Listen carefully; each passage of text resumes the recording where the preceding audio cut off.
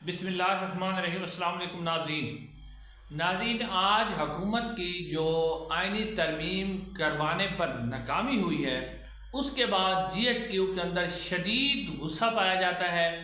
और शहबाज शरीफ साहब, साथ साथ जो है वज़ीर कानून जो है आज़म नज़ीर तारड़ साहब, शहबाज शरीफ और बिलावल भुट्टो जरदारी, उनको बड़ा सख्त किस्म का पैगाम दिया गया है। उनकी सख्त एक बेइज्जती की गई है। वो मैं तफसीलात आपके सामने रखता हूँ कि वो क्या कहा गया, उनको GHQ ने क्या गुस्से का इजहार उनके ऊपर किया है। उसके अलावा नाज़रीन, बलूचिस्तान जो हाई कोर्ट बार है, उसने काजी फैज़ ईसा साहब के ऊपर शदीद तनकीद की है। और साथ साथ जो है काजी फैज़ ईसा साहब इस वक्त भी कोशिश कर रहे हैं कि किसी तरह से वो अपनी जो सूरत हाल है एक्सटेंशन वाली, उसको बहाल कर सके। और अभी भी उन्होंने एक अजीब और गैर आइनी और गैर कानूनी इक़दाम जो है वो खेला है, और वो खेला है उन्होंने मंसूर अली शाह साहब के ख़िलाफ़। वो भी आपके सामने रखते हैं। लेकिन आदि सबसे पहले आपके सामने रखना है कि जो GHQ में शदीद गुस्सा पाया जाता है। नाज़रीन, GHQ के अंदर गुस्सा क्यों पाया जाता है? और ये जो फार्म 47 की लास्टिक की शलवारें पहने हुए जो मुस्लिम नून के ख़ास तौर पर अरकान असम्बली हैं, इनकी तो वैसे ही जरूरत नहीं है कि कोई बात कर सके। अब बात ये थी कि ये दावे तो कर रहे थे आज़म नज़ीर तारड़ साहब कि जी मेरे पास मुसवदा आ गया, हालांकि इनके पास कोई मुसवदा नहीं था। इनको लिखा हुआ कानून जो है वो हैंड ओवर होना था जब इन्होंने आइनी तरमीम पेश करनी थी।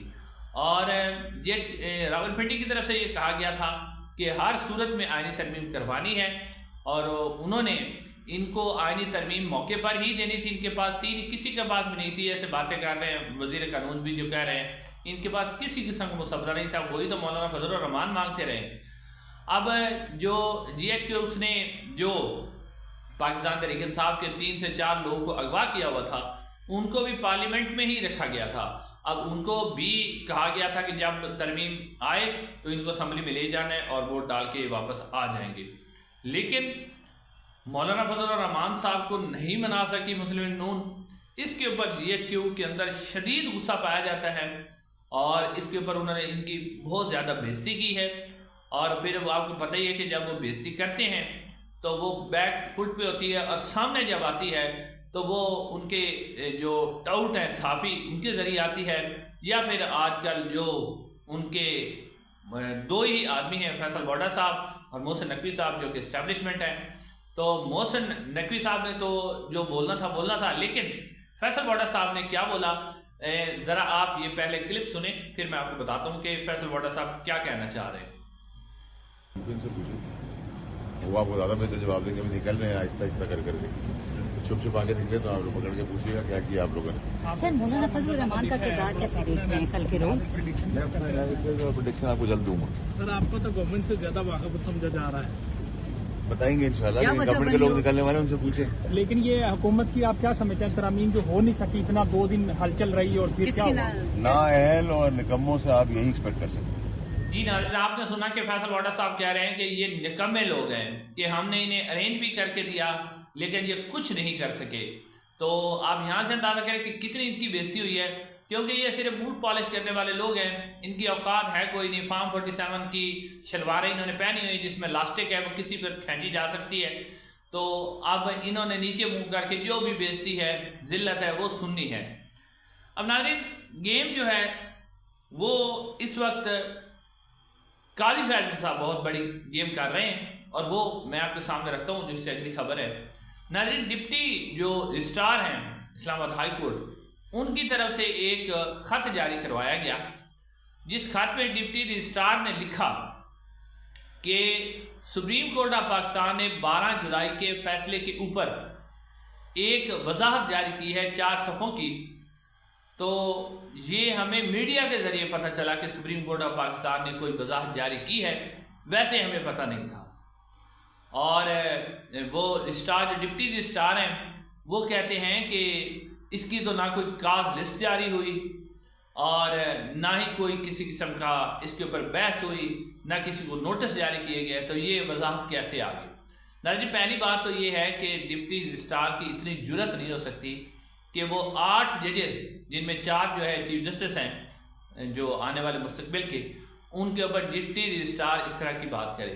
इसका मतलब है कि काजी फैज़ ईसा साहब ने उन्हें कहा है कि आप ये बात करें, और फिर इससे वो हुकूमत को भी ये कहना चाह रहे हैं काजी फैज़ साहब कि जी इसकी तो ये जो 8 जजेस ने खत जो वजारती नोट दिया इसकी कोई अहमियत नहीं है।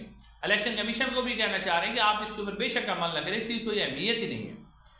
अब यानी काजी फैज़ साहब इस वक्त भी कोशिश कर रहे हैं कि किसी तरीके से वो अपनी एक्सटेंशन का जो राह है वो हमवार कर सकें। जिस तरह उनके बारे में आईन तरमीम आ रही थी कि उन्हें जो आईनी अदालत का जज बनाया जा रहा है, सुप्रीम कोर्ट से भी ऊपर जज होगी, एक अदालत होगी, उसका जज बनाया जा रहा है।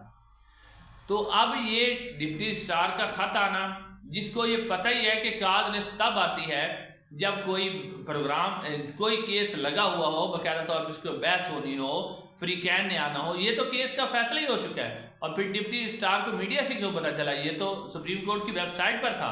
और फिर डिप्टी रजिस्ट्रार को ये भी पता होना चाहिए कि सुप्रीम कोर्ट ने अपने फैसले में लिखा था कि अगर इलेक्शन कमीशन को किसी किस्म का मसला हो तो वो हमें बता सकता है, हम चैम्बर में उसे रिपोर्ट कर देंगे। लेकिन आप यहाँ से अंदाजा करें कि काजी फैज़ ईसा साहब किस तरह की गेम खेल रहे हैं अभी भी। उसके बाद जो बलूचिस्तान बार है उसने बड़ा सख्त किस्म का आज इलामिया जारी किया है। और बलूचिस्तान जो बार है, काजी फैज़ ईसा साहब उसका बड़ा प्राइड लेते हैं, बलूचिस्तान का बड़ा जिक्र करते हैं। हालांकि उन्होंने बलूचिस्तान के मामले पर कोई काम नहीं किया। मारंग आई थी, उनको डंडे पड़े, काजी साहब खामोश रहे।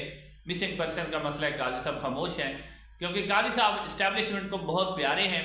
काजी साहब को इस्टेब्लिशमेंट प्यारी है, इस्टेब्लिशमेंट को काजी साहब प्यारे हैं। तो अब उन्होंने इसके ऊपर बड़ा शदीद किस्म का रद्द-ए-अमल दिया है बलूचिस्तान बार ने। उन्हें कहा मौजूदा जो चीफ जस्टिस ऑफ पाकिस्तान है अपने रिटायरमेंट के करीब अपने ज़ाती फ़ायदे के लिए सुप्रीम कोर्ट ऑफ पाकिस्तान जैसे इदारे को तबाही की तरफ ले जा रहे हैं। तारीख में इसको बदतरीन चीफ जस्टिस के नाम से याद रखेगी, ये कहा है। वैसे भी उन्होंने इसके अंदर और भी लफ्ज़ इस्तेमाल किए हैं, लेकिन ये बड़ा एक बदतरीन के साथ लफ्ज़ इस्तेमाल किया गया चीफ जस्टिस जो काजी फैज़ ईसा साहब है उनके दरमियान। अब नाज़रीन बात यह कि आगे फिर अगली बात यह आ जाती है कि मौलाना फजलुर रहमान साहब क्यों नहीं माने, उसकी वजह क्या थी? ये भी बड़ी अहम वजह है कि क्या वजह कि मौलाना फजलुर रहमान साहब तो मान जाते थे। लेकिन आज आप इस बात को समझे कि मौलाना फजलुर रहमान साहब क्यों नहीं माने। मौलाना फजलुर रहमान अगर आप समझे तो जब PDM बनी थी इमरान खान साहब के दौर में, तो उसको मौलाना फजलुर रहमान ने चलाया था, क्योंकि नवाज शरीफ बाहर थे, नवाज शरीफ तो पाकिस्तान में थे नहीं। तो मौलाना फजलुर रहमान ने PDM को चलाया, PDM का बड़ा उन्होंने साथ दिया और उनकी वजह से ही वो तहरीक चली। लेकिन जब बारी आई हुकूमत की तो PDM जो है वो भाग गई और इलेक्शन के बाद उन्होंने मौलाना फजलुर रहमान का साथ छोड़ दिया। नून लीग ने मरकज़ और पंजाब में हुकूमत बना ली। आईनी ओहदे जो हैं वो पीपल्स पार्टी ने ले लिए, चेयरमैन सेनेट और 2 सूबों की गवर्निंग भी पीपल्स पार्टी को मिल गई। और खैबर पख्तूनख्वा के अंदर जो कि मौलाना के बदतरीन सियासी मुखालिफ थी पाकिस्तान तहरीक इंसाफ, उनका जो वो बना दिया गया वज़ीर आला और गवर्नर पीपल्स पार्टी ने बना लिया। अब जब ये सब कुछ हुआ तो मौलाना फजलुर रहमान साहब इस बात को सोचने पर मजबूर हो गए कि ऐसे कैसे हो सकता है कि जनाब मैंने इनके लिए सब कुछ किया, मैंने इनकी PDM चलाई, लेकिन इन्होंने मेरे साथ ये सलूक किया कि इन्होंने मुझे पूछा ही नहीं। और इसके ऊपर हमनवीर साहब ने भी यही बात की है कि मौलाना फजलुर रहमान के साथ ज्यादती की गई। अगर मौलाना फजलुर रहमान को उस वक्त हुकूमत के अंदर शामिल कर लिया जाता, जो कि उस वक्त इस्टेब्लिशमेंट भी समझ रही थी कि हमें तो मौलाना फजलुर रहमान की ज़रूरत नहीं, नून लीग और पीपल्स पार्टी भी यही समझ रही थी, तो अब मौलाना फजलुर रहमान साहब जो हैं वो इस तरह आसानी से मानने वाले नहीं हैं। वो अपना पूरा भाव दिखाएंगे, मौलाना फजलुर रहमान अपना पूरा वजन दिखाएंगे, उसके बाद जाके अगर वो माने तो माने, वरना मौलाना फजलुर रहमान अब अपना बदला चुकाएंगे जो उनके साथ ज्यादती की गई है। इंशाल्लाह अगली वीडियो में मुलाकात होगी। अस्सलाम।